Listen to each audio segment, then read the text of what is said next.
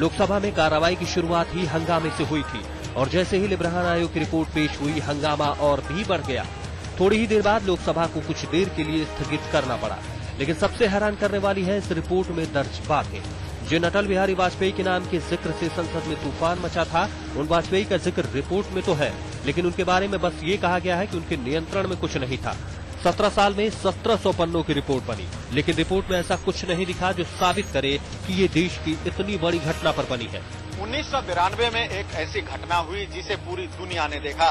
17 सालों तक एक कमीशन इस पर काम करता रहा। 800 करोड़ रुपए खर्च भी हुए, लेकिन जब रिपोर्ट सामने आई तो बाबरी मस्जिद ढांचा को गिराने में किसी को दोषी नहीं ठहराया गया। अब सवाल ये उठता है कि आखिर इस ढांचे को किसने गिराया। कैमरामैन राजीव श्रीवास्तव के साथ शमशेर सिंह, दिल्ली, आज तक।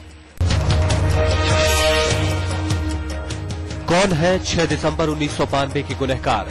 सरकार किस पर करेगी कार्रवाई? 17 साल की लंबी कवायद के बाद जब लिब्राहन आयोग की 1700 पन्नों की रिपोर्ट आई तो ये सवाल ही रह गया। लिब्राहन आयोग पर सरकार ने जो 13 पन्नों की कार्रवाई रिपोर्ट पेश की है, उसमें कहीं नहीं कहा गया है कि सरकार किसी व्यक्ति विशेष के खिलाफ कोई कार्रवाई करेगी या किसी पर नए सिरे से मुकदमा किया जाएगा।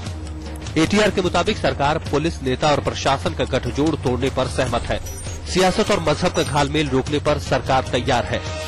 एक्शन टेकन रिपोर्ट में किसी आरोपी पर नया मामला दर्ज करना तो दूर, किसी आरोपी का नाम तक नहीं लिया गया है। धर्म और सियासत के घालमेल को रोकने के लिए बहुत सी सिफारिशें जरूर की गई हैं, लेकिन उनमें से कोई भी सिफारिश ऐसी नहीं है जिससे इस मामले में नया मोड़ आ जाए या फिर किसी आरोपी की मुश्किलें बढ़ जाएं।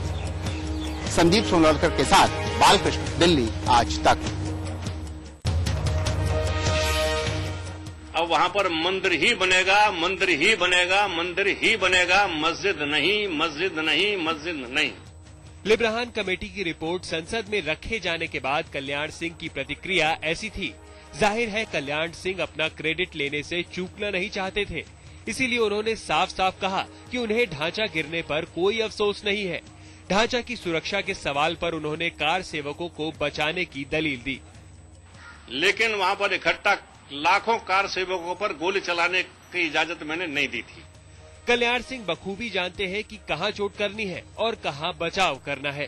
तोड़ने की भूमिका के तौर पर मानिए अटल बिहारी वाजपेयी को भी इंडिक्ट किया है, मैं इसकी निंदा करता हूं। कल्याण सिंह ने ढांचा गिराए जाने को लेकर कांग्रेस को भी घेरने की कोशिश की। आशीष जोशी, दिल्ली, आज तक।